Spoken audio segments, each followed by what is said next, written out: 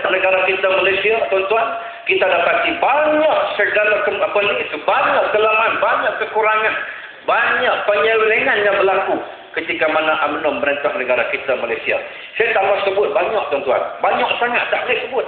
Kita dengar cerita bagaimana apabila saudara Rafizi Ramli menceritakan bagaimana corruption yang dibuat oleh UMNO Barisan Nasional, sampai hari ini Datuk Najib tak mampu nak jawab satu persatu. Betul tak, tuan-tuan?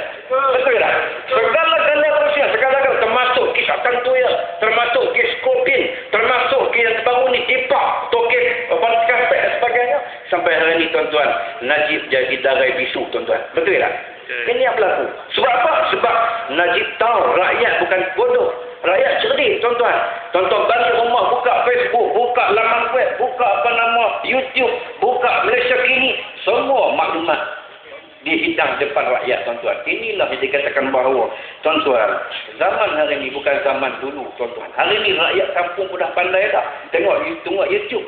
Rakyat kampung dah pandai dah tengok Malaysia Kini. Maknanya hari ini rakyat, tuan-tuan, dapat maklumat banyak. Sebab itulah, tuan-tuan, Najib terpaksa membisu.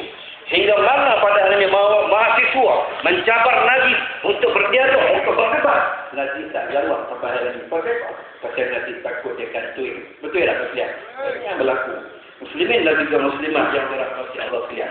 Apabila kita bercakap tentang amal, Sayyidina Umar Al-Khattab radhiyallahu anhu, ketika mana Nabi sallallahu alaihi wasallam telah wafat, maka Abu Bakar, ana la yusubu khairukum, aku ni tak